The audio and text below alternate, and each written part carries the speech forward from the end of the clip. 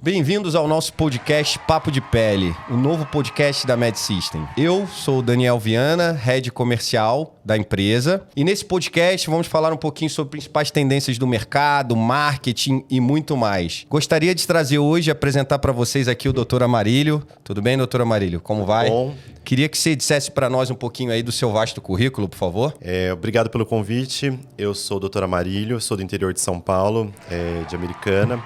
Na verdade, eu nasci em Nova Odessa, que é uma cidade pequenininha, poucas pessoas conhecem.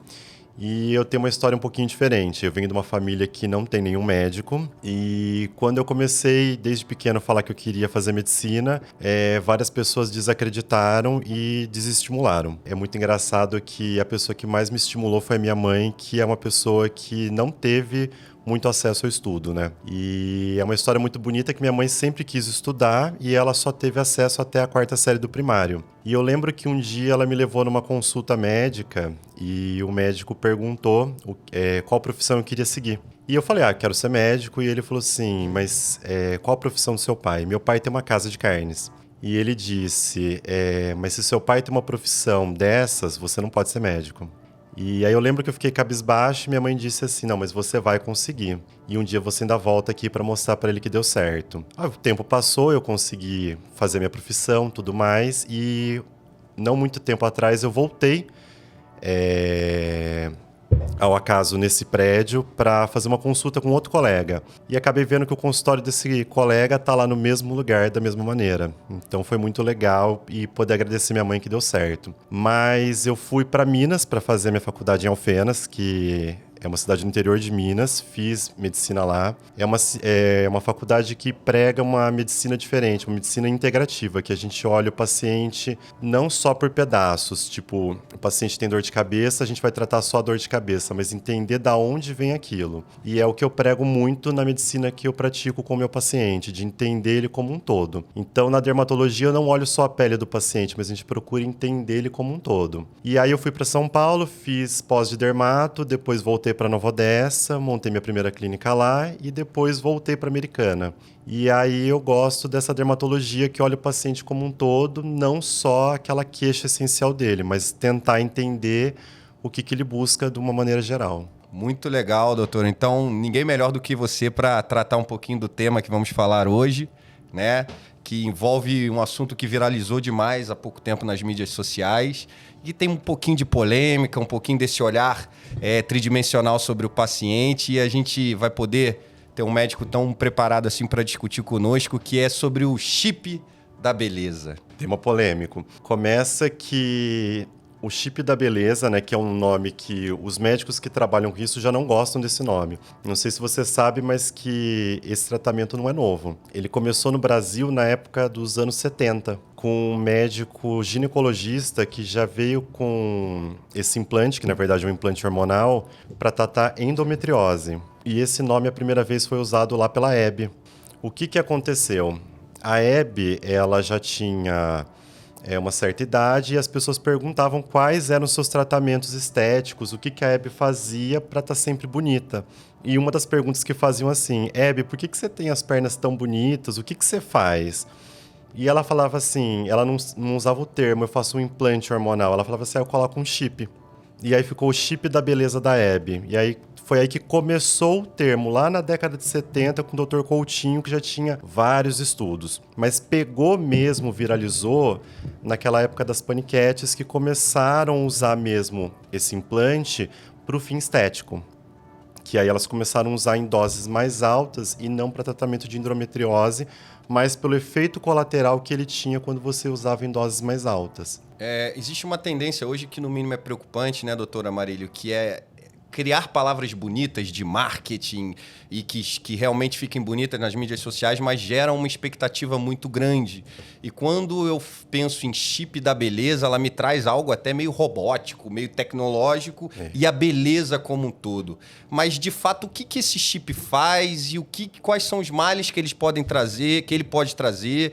Explica um pouquinho para a nossa audiência aí, com o seu olhar de médico, quais são os benefícios, como funciona e os malefícios de usar esse tal chip da beleza. A grosso modo, o que a gente tem que entender? Uma paciente que tem endometriose, ela tem o hormônio feminino muito aumentado. Então, para ela seria interessante que ela não menstruasse. Então, o que esse implante é? Ele é um implante de gestrinona que bloqueia a menstruação dela. Ponto.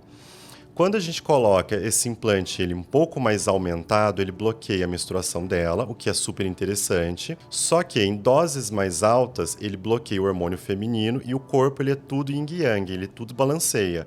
Se você diminui muito o hormônio feminino, ele aumenta o hormônio masculino. Então a mulher começa a ficar mais virilizada.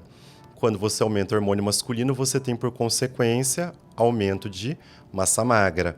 Então ela começa a perder gordura, ela começa a ganhar músculo e, por consequência, acne, queda de cabelo. Então você tem efeitos bons e ruins. Então a balança quando você usa ele em excesso. Então a queda de cabelo, a acne, aquela virilização, a voz que pode mudar. A voz você não consegue regredir. E aí a gente tem um problema que a maioria desses implantes, eles são absorvíveis. Então depois que a paciente aplica, a gente tem que esperar que o corpo degrade aquilo ao longo prazo. Então a gente não necessariamente consegue reverter o efeito na hora que a paciente chega no consultório. Então a paciente chega para mim agora falando: eu coloquei o implante e não gostei do efeito da acne. Eu vou tratar, eu vou amenizar os efeitos, mas ela vai continuar tendo acne por um período até que o organismo dela degrade todo aquele hormônio. Então, é uma balança, é uma via de mão dupla, na verdade, que ela tem que avaliar. Então, não é que esse implante seja ruim, mas quando mal indicado, ele sim é ruim. Sim. É aquela coisa, a diferença do remédio e do veneno está na dose, né, doutor? Então, eu acho que é muito importante a gente levar informação para a audiência, porque muitas vezes o que a gente escuta na mídia social é o que as mulheres querem ouvir, né? Querem ficar magras, viris, tônus muscular, e elas são seduzidas por isso e às vezes caem profissionais que não fazem esse acompanhamento correto e vivenciam situações que não gostariam. É o caso, parece, de uma blogueira que ficou muito famosa agora.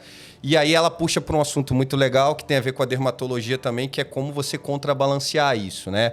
Por exemplo, acne hoje, essas situações, você dentro da sua clínica dermatológica, como que você trataria esse paciente, o que você poderia fazer diante dessas reações adversas de acne, de flacidez e coisas do gênero? Quando a paciente chega com essas queixas, que normalmente ela buscaria esse implante, porque o que eu vejo hoje? A gente tem muito profissional sério que indica esses implantes da maneira correta e que aí eles são muito bem indicados. Mas quando a paciente chega para mim e ela não tem essas indicações corretas, o que a gente lança a mão? Dos tratamentos que vão auxiliá-la melhor. Então, por exemplo, uma paciente que tem flacidez. Hoje a gente tem tratamento tanto de tecnologia quanto tratamento injetável que vai ajudá-la a chegar lá sem esses riscos. Então a gente tem bioestimulador de colágeno, tem radiofrequência, tem laser, que dão resultados excelentes, duradouros e que não põem a saúde dela em risco. E, consequentemente, que não tem esses efeitos colaterais. Porque quando ela entra com esses implantes, ela tem que pensar que tem outros riscos, como, por exemplo, ela vai ganhar muita massa magra. Provavelmente esse estiramento da pele muito rápido vai gerar estrias para ela também. Então, por outro lado, além dela ganhar massa magra e ficar forte, vai ajudar um pouco naquela questão da flacidez por esticar a pele, mas a flacidez continua lá, ela ainda vai ganhar uma estria, que ainda é mais outro problema para tratar. A queixa, por exemplo, da queda de cabelo que o implante gera. A gente hoje consegue tratar, contornar isso com N tratamentos aí, mas eu gosto muito de laser para tratar essa queixa de queda de cabelo. Hoje a gente tem lasers que conseguem fazer a estimulação ali do couro cabeludo, que ele faz o quê? Ele estimula a célula do folículo capilar, induzindo o folículo a trabalhar. Então ele pega o folículo que está adormecido, tá? Em diferentes tipos de queixa de queda de cabelo, e estimula ele a entrar numa produção, mas também aumenta a permeação de ativos. Então, até para aquele paciente que não gosta, às vezes, de agulha, a gente consegue induzir a permeação de ativos ali, a gente coloca ele sem ter que usar agulhinhas para ficar perfurando. Então, até principalmente homem que tem medo de agulha, que passa mal ali, a gente consegue tratar bem. Entendi, perfeito. Se formos olhar hoje para a capacidade que as tecnologias têm de entregar resultado, seja facial como corporal, vale muito a pena o paciente ponderar o uso delas antes mesmo até de usar um chip ou algo parecido, correto? Sim. Como que você indicaria, por exemplo, porque é muito importante aproveitar que o doutor está aqui, a maioria das questões do chip envolvem corpo, né? O paciente quer uma melhora do corpo, um emagrecimento e tal, e a gente tem muitas tecnologias hoje que tratam o corpo, né? Com bastante eficiência e eficácia, seja para gordura, seja para flacidez, até mesmo para estímulo muscular. Como é que é a sua visão hoje desse tipo de desenvolvimento de tecnologias para fins corporais? Hoje a gente tem para tratamento corporal, desde tecnologias que você consegue ajudar no ganho de massa magra, então você pega aquele paciente que já está malhando, mas quer otimizar, você consegue auxiliar no ganho de massa magra de hipertrofia, mas a gente também tem tecnologias como o ultrassom microfocado, que você consegue ajudar a quebrar gordura e ao mesmo tempo estimular o ganho de colágeno ali, de fazer aquele tratamento de flacidez, tá? De uma maneira não invasiva. E isso você consegue fazer uma coisa que é muito bacana, que antigamente a gente não conseguia, que é otimizar o tempo do paciente. Eu vejo hoje no consultório que as pacientes, o que elas querem? Elas não querem ter aquele tempo de downtime, de ter que ficar dias de repouso, com cirurgias longas, de ter que ficar parada. Ela quer fazer um tratamento e voltar a trabalhar. Por quê? A mulher hoje, ela tem que cuidar da casa, ela tem filho, ela trabalha, ela é dinâmica. E ainda assim, ela tem que viver a vida dela no externo. Então, hoje a gente tem tratamentos que você consegue, às vezes, em uma sessão, dar um estímulo para quebra de gordura e estímulo para colágeno, em uma única sessão de 40 minutos, 1 hora, ao mesmo tempo que, enquanto eu estou tratando o corpo com uma tecnologia, eu consigo já estar fazendo o tratamento facial dela. Então, eu otimizo o tempo dela para que ela não tenha que ir muitas vezes na clínica, consigo já resolver 2 problemas de uma vez só. E aí, dessa maneira, ela consegue um resultado bem efetivo e chegar naquilo que ela quer sem os riscos. E aí, o que isso é muito bacana? A paciente hoje, elas têm resultados que atinge o que ela procura. Por quê? É uma outra percepção que a gente tem visto. O que as mulheres buscam hoje? É aquele corpo da revista? Não é mais. O que as pessoas se incomodam, que eu vejo muito que as mulheres chegam hoje, são resultados mais palpáveis. Então, que as pessoas chegam hoje na consulta doutor, eu me incomodo com aquela gordurinha do sutiã quando eu coloco uma blusinha marca. Não é mais aquele corpo da modelo que está na passarela internacional, que é extremamente anoréxica, aquele resultado inatingível, impossível. O que as pessoas querem é um resultado possível. Sim. É aquela gordurinha que acumulou da gestação, é uma gordurinha que marca no vestido. São pequenos detalhes que são possíveis de serem feitos no consultório, aquela flacidez pontual, que a gente consegue fazer com muita facilidade. Então, o paciente não precisa lançar mão de medicamentos que são arriscados. Por exemplo, há não muito tempo atrás estava na moda tomar medicação para estimular o sistema nervoso central, que era medicação para TTAH, que é para quem tem déficit de atenção, que o paciente ficava muito tempo ali estimulando o cérebro para ajudar a emagrecer. O paciente usava isso para perder gordura. Hoje o paciente não precisa fazer isso. O paciente consegue estar ali na atividade física dele, que é excelente para a saúde dele, mas ele vai lá, faz um procedimento que ajuda a quebrar um pouco mais a gordura, já auxilia na flacidez, mantém a saúde dele, consegue o resultado que ela quer, sem correr risco nenhum. Sim. Isso é maravilhoso. Esse tema é muito importante porque eu acho que hoje essa questão do imediatismo faz, às vezes, a paciente assumir riscos incalculados. Né? A gente vê isso muito na pílula, né? No chip de beleza, que promete milagres. A gente vê em medicações e, às vezes, o paciente, para buscar esse imediatismo, ele adere àquilo sem medir consequências a médio e longo prazo. E você falou uma coisa que é bem legal, que você busca o possível. E o possível, ele é bonito, né? A beleza, ela é individual. Sim. Essa escravidão de ser ou muito magra ou muito musculosa, como você colocou da paniquete, coloca o nosso paciente ou o usuário a decisões um pouco arriscadas. Falando sobre isso, doutor Amarílio, tem um tema que envolve também a questão psicoemocional de quando se usa o chip da beleza ou hormônio e tal. Como é que funciona isso? Isso chega a mexer no lado emocional, psicológico do paciente? Você poderia falar um pouquinho para a gente? Porque eu acredito, no meu entendimento de leigo, que isso deve influenciar diretamente também na questão psicológica que envolve todo esse procedimento. Não é incomum um paciente que chega para a gente com um quadro de depressão. Depressão, estresse pós-traumático. E até eu tenho um relato de uma paciente que ela deixa contar a história dela porque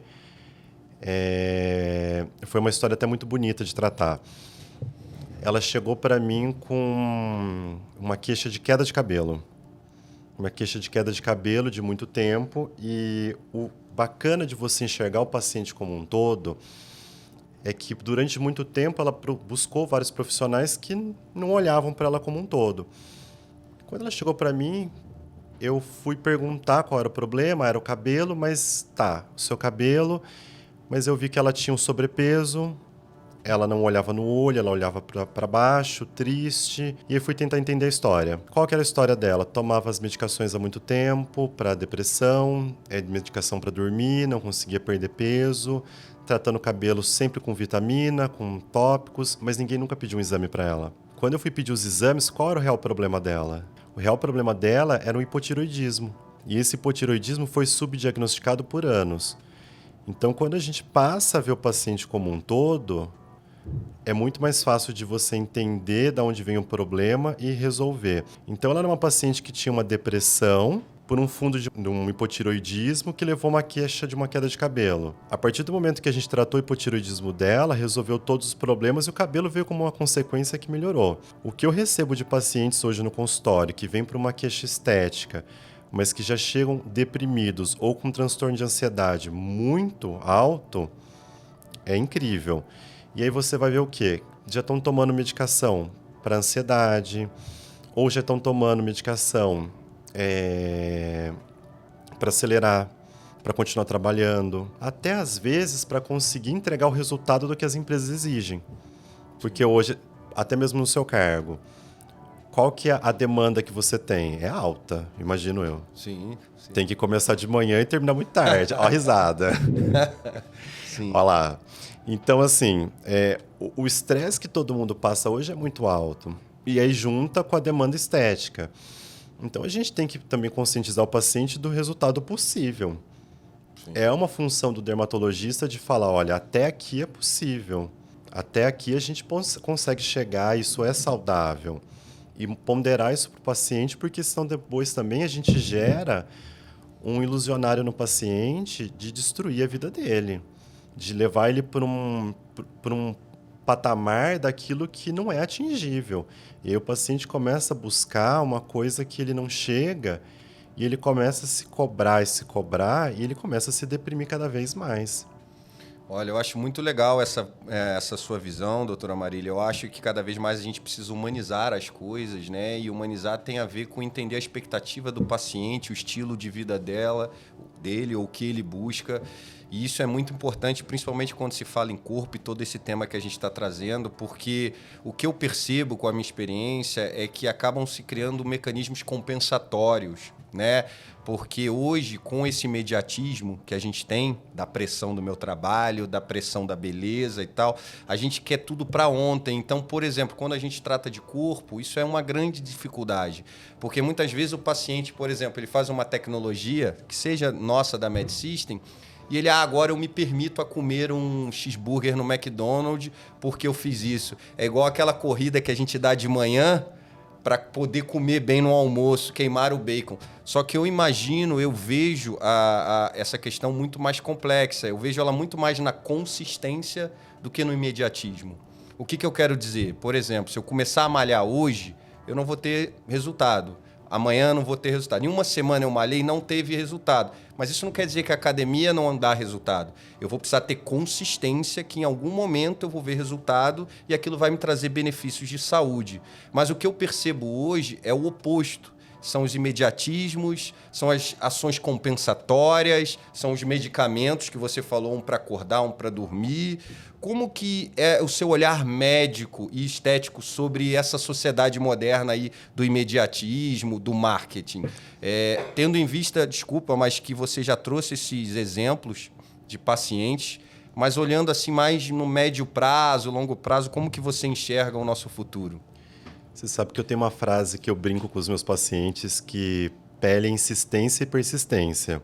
Até porque a gente vê pela mídia que tem aquela promessa milagrosa dos dermocosméticos que você passa hoje e amanhã sua pele está perfeita.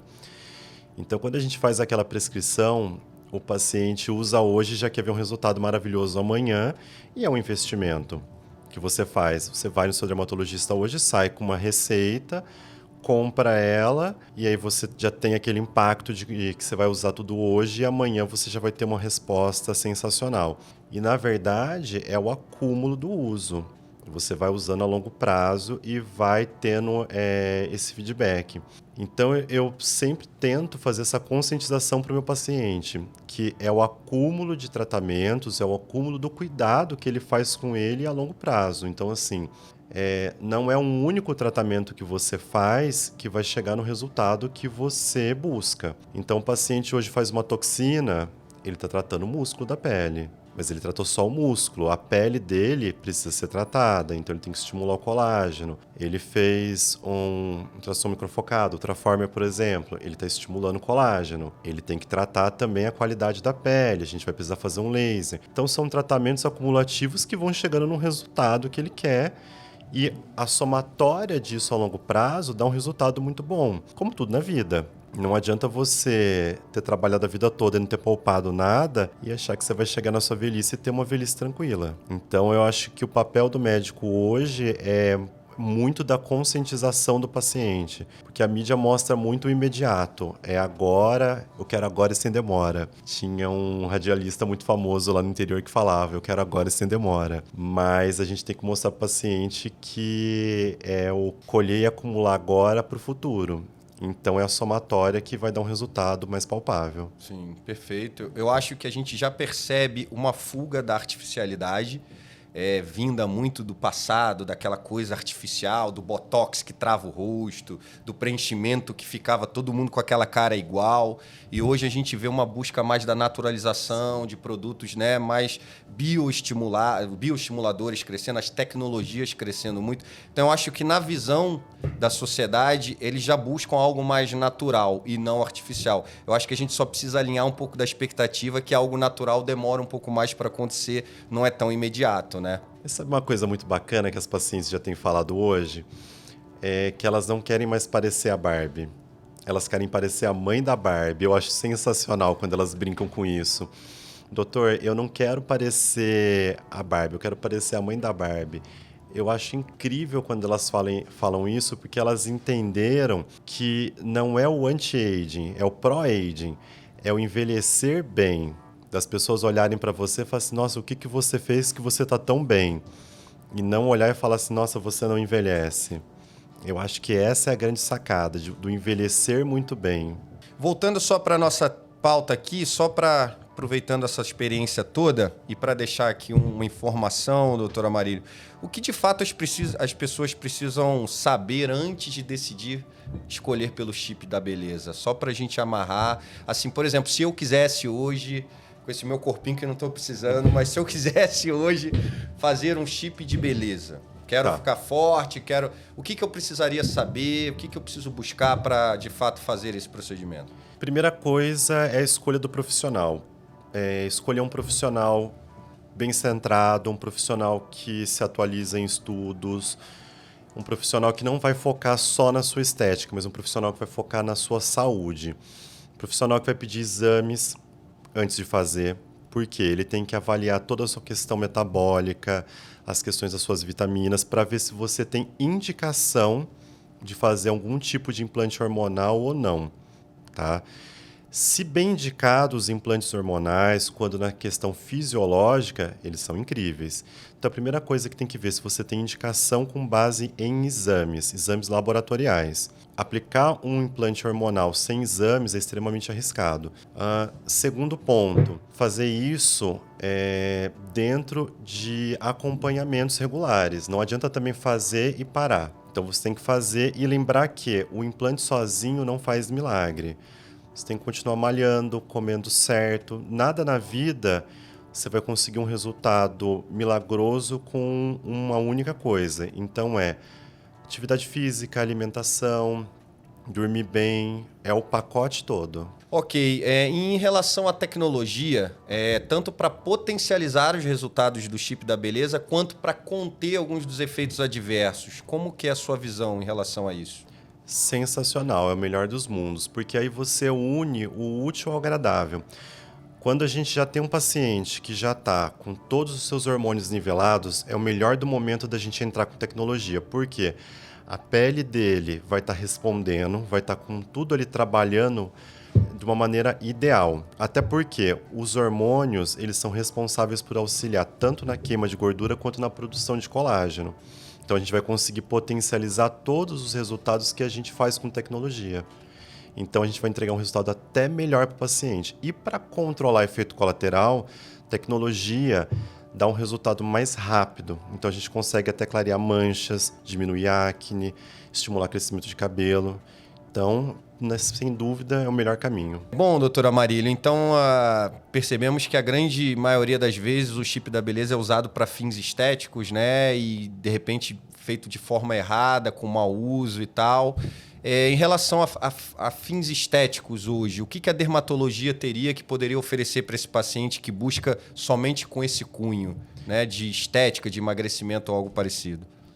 Para aquele paciente que quer só emagrecer, o que eu buscaria? Eu iria para ultrassom macrofocado, eu acho que tem um resultado fantástico para quebra de gordura, associado com criolipólise, e depois, para dar aquela colada na pele, eu iria para o ultrassom microfocado unido com bioestimulador de colágeno. Resultados são incríveis.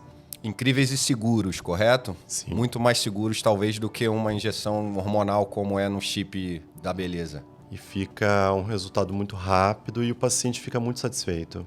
Sim, geralmente os procedimentos corporais são em quantas sessões? Depende muito, vai de caso a caso e da quantidade de gordura e flacidez que a paciente tem. Mas varia entre 3 sessões. Depende muito do que aquela paciente busca, tá? Aí a gente tem que avaliar a paciente para dar uma certeza dela. Mas uma média de 3 sessões a gente consegue resultados excelentes. Tanto para gordura quanto para flacidez, correto? Sim. Ótimo. Fica a dica, então, antes de buscar alguns procedimentos, avalie, veja e, se for de fato fins estéticos, busque caminhos mais seguros como tecnologia, que hoje são capazes de entregar resultados maravilhosos de forma segura, natural e regenerativas, correto? Sim. Doutora Marília, gostaria de agradecer aqui Obrigado. Sua participação no nosso podcast. Espero rever você em breve em próximos temas. Estou super instruído agora. Eu ia fazer o chip da beleza, mas agora vou fazer um ultrassom macro e micro focado. Ótimo. Certo? Gostaria de agradecer o apoio do MedBanking. Queria que o doutor deixasse seu Instagram, seu contato aqui para todos, por favor. O meu Instagram é dr.amarilhojr, sigam lá no Insta. E o da clínica é Clínica Amarilho JR. Muito obrigado e até o próximo.